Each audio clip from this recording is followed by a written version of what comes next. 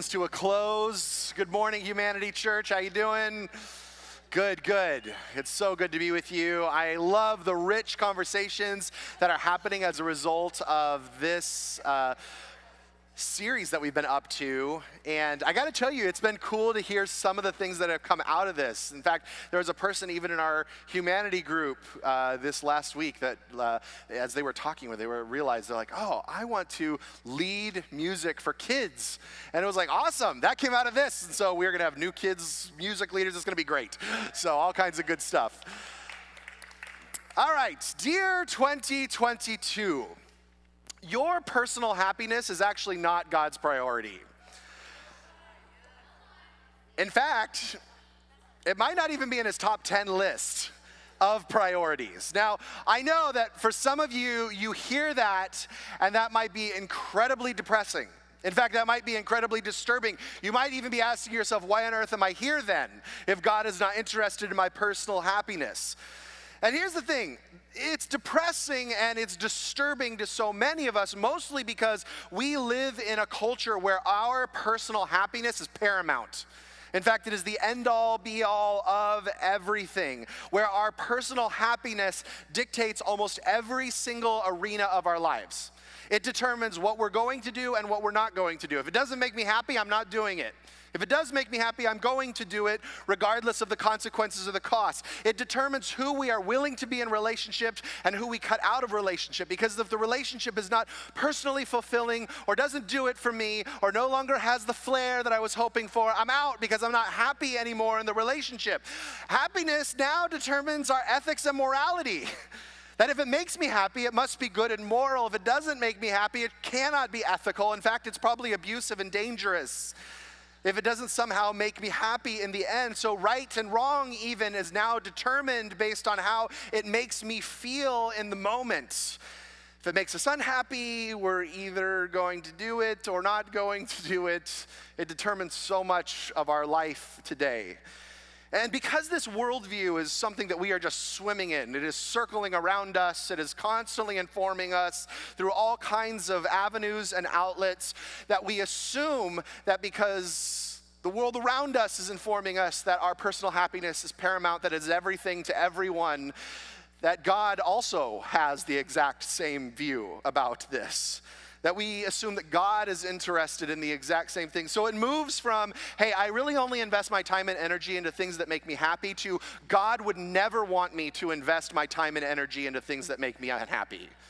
Or the only thing that God would ever ask me to do, of course, would be things that when I do them, I feel blissful and happy and joyful in the middle of it. It moves from, hey, I'm not going to be in relationships where I am unfulfilled, to, of course, God would never ask me to step into a relationship that is inconvenient. God would never ask me to stay in a relationship that didn't make me happy. He'd never ask me to stay in a friendship or in a marriage or in a job where I wasn't completely fulfilled 100% of the time and it did me every single time well. And of course, it moves from I do what I want to if the ethics of the scriptures don't make me happy, we've obviously misinterpreted them. And so they need to be reinterpreted to fit my happiness. And that he'd never, ever have me experience unhappiness in this life. He'd never want me to experience anything but my personal bliss.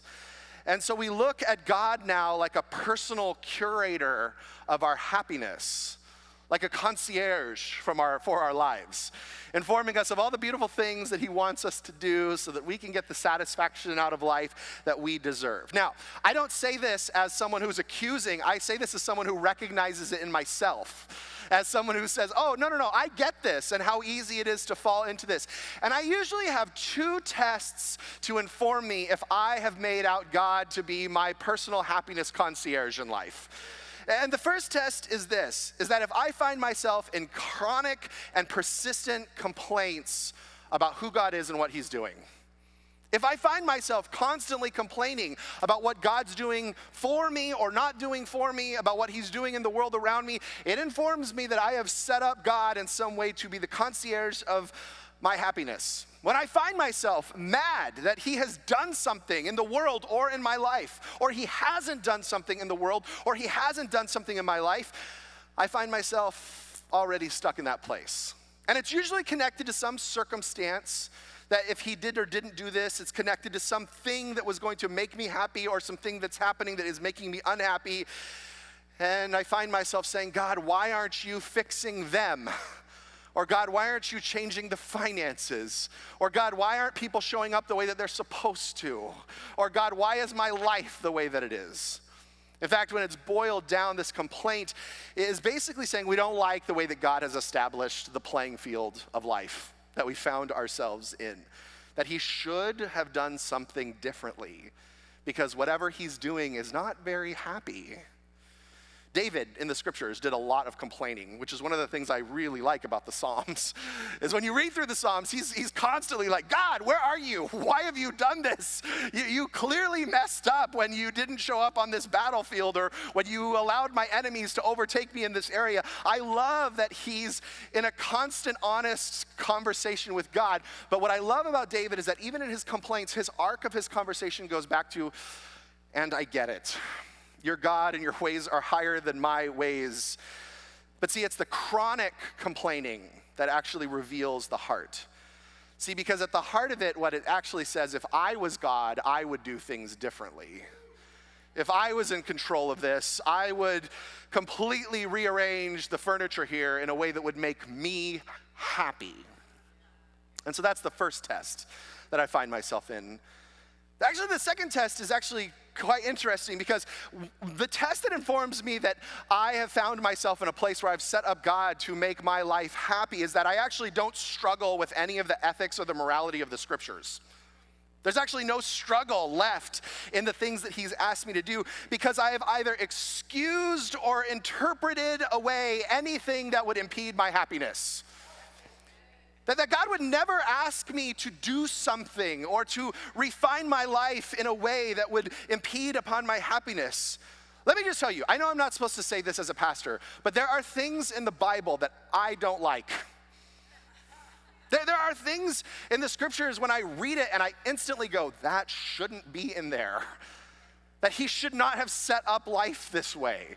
That this is not the way that the world should operate.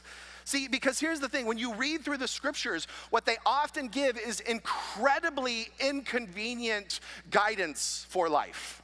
In fact, I would say like 90% of what they say is incredibly inconvenient when it comes to our own happiness. Like when it says, hey, deny yourself. I don't like that. I don't like the fact that it says, hey, you know all those desires within you? There's some of them that you ought to deny so that you can actually step into the path that I've called you into. I do not like that. I do not like at all that it says, forgive your enemies. I'd much rather it just say, heap burning coals on the heads of your enemies. Not that forgiveness is the pathway to heaping burning coals on the head of your enemies. I love the burning coals part. I hate the forgiveness part in there. I do not like the turn the other cheek conversation. That when someone slaps you on the cheek, turn the other cheek. That when someone asks you for your coat, also give them your shirt. That when someone asks you to walk a mile or forces you to walk a mile, you walk two. I don't like that. It's inconvenient. I mean, we're just scratching the surface, let alone sexual ethics and financial practices and parenting. It's a mess when you look at it. And if I read this, and I feel no rub or wrestle, I know that something's off. See, the scriptures aren't designed to make you happy, but equally, God is not actually up to that. He's not interested in your personal happiness. They naturally conflict with our drive for comfort. The scriptures naturally conflict with our drive for control. The scriptures will just naturally conflict with our own ego and attempt to look a certain way in the world around us. Now, here's the crazy thing. We are living in a world that says, do whatever makes you happy. But study after study after study has shown that we are living in the most unhappy generation in the last 50 years. In fact, the latest study that was done, a long-standing study by a very well-renowned psychological association that has been doing this study since 1972, has found that we, as Americans specifically, have hit an all-time low of happiness, with only 14% of Americans saying that they find themselves truly happy. That's almost 10% of the population that say they find themselves in a space of happiness. And this study has been going since 1972. Now, you look back to 1972 and you think there were a lot more restrictions on people back then. There was not a lot of freedom to do whatever you want and to say whatever you need to and to do whatever you need to do. In fact, things were much more confined, refined, restricted in our society at that time. So you would think that as we've released all of our inhibitions and been able to do whatever we want with our lives and do whatever is needed to make us happy, that we would become more happy. But the fact of the matter is that it has been in steady decline ever since then. And on top of that, unhappiness has been skyrocketing at an all-time high. See, we have assumed wrongly that if someone is unhappy, the solution is doing more of what you want to do. The problem is that what makes you happy and what makes you whole are often very different things. See, what makes you happy and what makes you content and fulfilled and free and powerful, even joyful, are very, very different things in life. So you can excuse or pursue you can exclusively pursue what makes you happy in life. The problem is that when it's gone, you have to find something else to get your fix. That when you pursue happiness and that thing is no longer there, or it no longer does it for you, or it no longer fulfills you in some way, shape, or thing, it's off to the next thing. So now I have to find another person, or I have to find another community, or I have to find another politician, or I have to find another pint of ice cream to figure out how to keep this happiness thing going. And I guarantee you it will eventually turn into, I just need to find another God. And there are plenty of gods who are willing to take the place. See, I think that God is actually up to something far more profound than our happiness in this life. Something that is so much bigger than we could ever imagine.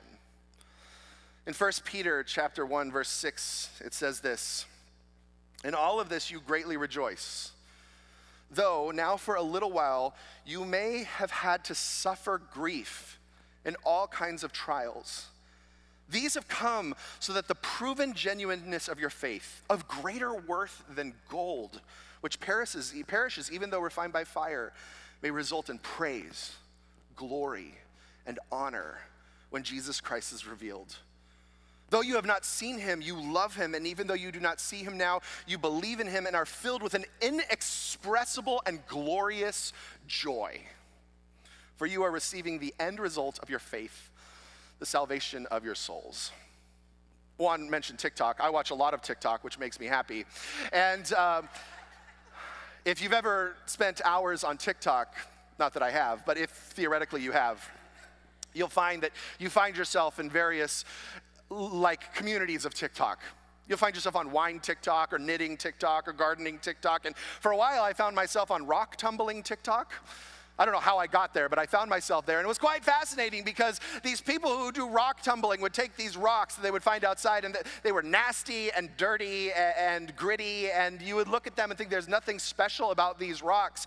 And then they would put them into this rock tumbler, and they'd put them in there with water and sometimes chemicals and a lot of other really rough substrate. And they would put them in there for weeks at a time, and they would just tumble. And that whole time, the substrate and the water and the chemicals were rubbing against the rocks, rubbing off all the rough edges, smoothing them clean. And it was so amazing to see the reveal 2, 3, 4 weeks later when they pull them out. And these rocks that before were so ugly that you would never, ever even consider to be valuable, they'd pull them out and they'd be gemstones that would be like jewelry quality after that. But it required this long, painful process of taking these ugly rocks and turning them into something so beautiful. It took the grit to refine them. See, what if God was actually more interested in refining your life than he was with your happiness, so that at the end you might actually come out exponentially more beautiful than when you started in the process, shaping you into the woman or man that he actually designed, dreams, longs for you to be. And let me just tell you, while the process is generally not fun, it will make you whole. It will make you beautiful. It takes off all of the jagged edges and the rough exterior and all of the confusion, and it cleanses out the impurities and heals the wounds that were unhealable, or at least seemed that way. And here's the thing. You may think to yourself, is this a worthy exchange, my happiness for wholeness? Is this a worthy exchange to change a happy life for a refined life? I remember a few years back when I went to the doctor and they diagnosed me with high blood pressure, and he said, you got to give up coffee. And I said, I don't know if that's a thing. And he said, well, would you rather have high blood pressure or would you rather have coffee? And out of my mouth I answered, that's easy, coffee, right? I think he was hoping that he would scare me into saying, oh, please, I will give up coffee. But I think that sometimes when we look at this conversation, we have the same thought. Am I really up for giving up my own personal happiness, or at least the pursuit of this, for a refined life? See, but here's what I love that Peter tells us in the scriptures is the byproduct of a life that is willing to give up momentary happiness for the refining process that Jesus is actually interested in setting us free into. He says this, is that you will be filled with inexpressible and glorious joy. That's the exchange. See, he doesn't actually just say, give up your happiness and you will be put in a rock tumbler, right? And he doesn't even say, give up your happiness and you'll be beautiful at the end. What he does say is that what I will exchange your happiness for is joy. And not just joy, but inexpressible, glorious joy. Because joy is a state of the heart that is not connected to circumstances. It is not connected to things that are happening around you or in you or people or possessions or even the ups and downs of emotions. It is an internal strength that comes from knowing who you are and who Jesus is, and being willing to go through the process of looking like him and allowing him to work out the beautiful life that he has designed you to live, because joy is lasting and it moves through anything that he throws at us. One of the things that I am so convinced of is who God is as provider in our lives. See, one of the names that the scriptures uses for God in the Old Testament is Jehovah Jireh, which means God who provides. And what I stand on, and I have to, because if I get off of this, my life gets wonky, but when I stand on it, things seem to make sense, is that God is always, always, always, always providing. That there is never a moment where he's not providing. In fact, it is out of his nature to not provide. It is impossible for him to not provide in life. See, here's the problem, is that he actually isn't always providing for your happiness. And so when we're looking out through that lens and saying, God, where's the provision? I don't feel happy right now. I don't see the provision. My life doesn't feel fulfilled. I don't have that warm tingly inside of my stomach, right? Where are you in the middle of this? When we find ourselves there, we assume that he is withholding from us and that he has stepped out of his place as Jehovah Jireh provider, because we can't see how the provision provides for our happiness. But see, what would happen if we actually stopped looking for him to provide for our happiness and start looking for how he was providing for our refining? Like if we just looked out at the circumstances and go, God, in this relationship that feels like hell right now, how are you attempting to refine me? God, in this financial wreckage over here, how are you attempting to refine me? In this internal struggle with the anxiety or the depression or the hopelessness or the not seeing a way, how are you providing right now to refine, to transform, to cut off all the wretched edges, to heal, to redeem, to restore in the middle of this? Because I think if we started looking for the places where he was longing to refine us, we would find that he is being so generous in life. and that there would be so much provision that we might miss. See, here's the thing, is that the movement of Jesus in transforming our lives into his likeness isn't always fun. It doesn't always make you happy. But at the end of the day, you will have something that at least 86% of Americans are looking for. And that is inexplainable and glorious joy. And that will be your inheritance in this. So what I'd love for you to do is find 2 or 3 people around you and ask these questions. What is something that Jesus may be calling you into that doesn't necessarily make you happy, but you know will result in a more beautiful life? It could be an area in your physical life. It could be an area in your thought life. It could be a relationship. It could be a circumstance that you find yourself in that you are just resisting and saying, I don't want to do this. I don't want to start this. Maybe it's something that you need to stop. And he's like, hey, would you be willing to lay this down? And you're like, this isn't going to make me happy, but I know it's going to make me more beautiful. And then ask, what